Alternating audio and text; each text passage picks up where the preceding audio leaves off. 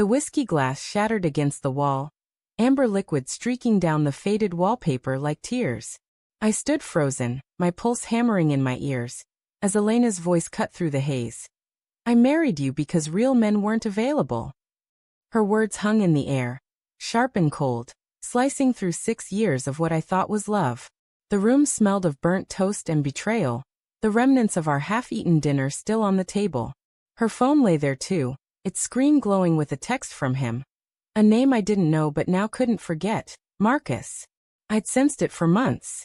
The late-night work calls she took in the garage, her voice low and laughing. The way her eyes darted away when I asked about her day, her answers clipped vague.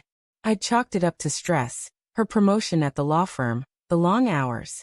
I told myself I was paranoid, that love doesn't curdle without reason. But tonight, when she left her phone unlocked on the counter, the truth clawed its way out. A single message. Can't wait to see you tomorrow, babe. My chest tightened, a fist squeezing my heart until I couldn't breathe.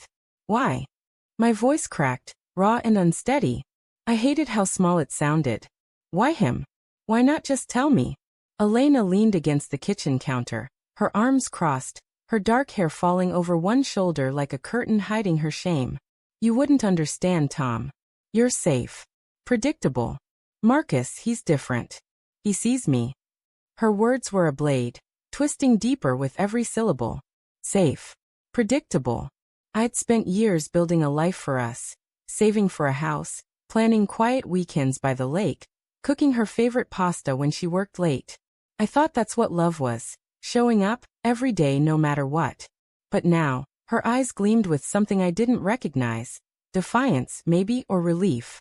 Like she'd been carrying this secret so long it felt good to let it spill. I paced the linoleum floor, the squeak of my boots echoing in the silence.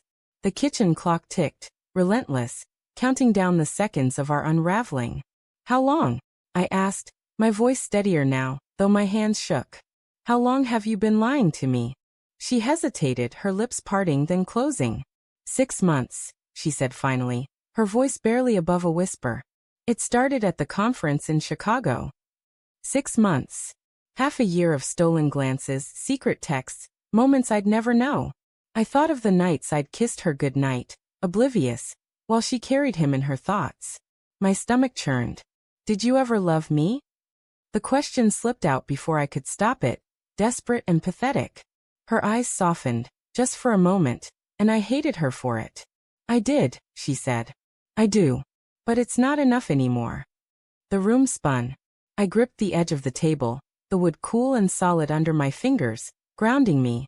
Outside, the wind howled, rattling the windows of our small apartment. I'd always loved this place. The creaky floors, the view of the city skyline, the way the morning light spilled across her face as she slept.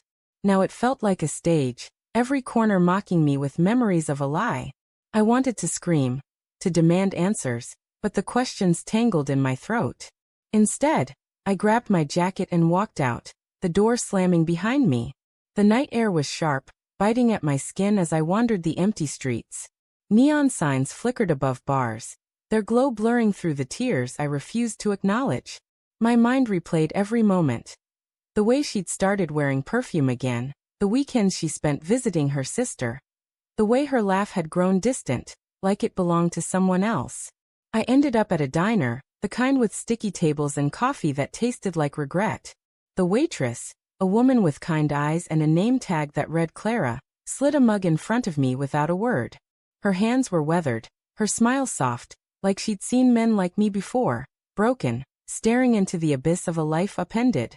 I sipped the coffee, bitter and scalding, and let my thoughts spiral. Had I missed something? Was I too wrapped up in my own world, my job at the warehouse, my routine of beers and baseball games, to notice her slipping away? Or was she always destined to leave, chasing something I could never be? The doubt gnawed at me, mixing with anger until I couldn't tell them apart. My phone buzzed.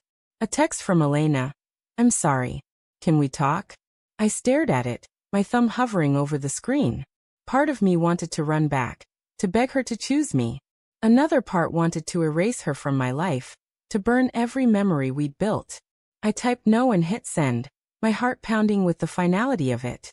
Days bled into weeks. I moved out, crashing on a friend's couch, surrounded by takeout boxes and my own silence. Elena's things stayed in the apartment. Her books, her scarves, her half-used bottle of lavender shampoo. I couldn't face them. Instead, I threw myself into work, lifting crates until my muscles ached, trying to outrun the ache in my chest. Then I met Clara again. Not the waitress, but someone new, a woman at the community center where I started volunteering to fill the empty hours. She was a painter, her hands always flecked with color, her laugh warm like summer rain. She listened when I talked, not just to my words but to the spaces between them. She saw the cracks in me and didn't flinch. One night, over cheap wine and a canvas streaked with blues and golds, she said, "You're enough, Tom. You always were." Her words hit me harder than Elena's ever had. They weren't a confession or a betrayal. They were a truth I'd forgotten. I wasn't perfect, but I was real. And that was more than Elena had ever wanted. Months later, I heard Elena and Marcus had split. A mutual friend mentioned it in passing, expecting me to care. I didn't. I was in a new apartment by then, small but mine, with Clara's paintings on the walls and her laughter in the air. The city skyline still glowed outside my window, but it looked different now, brighter, sharper, like a promise.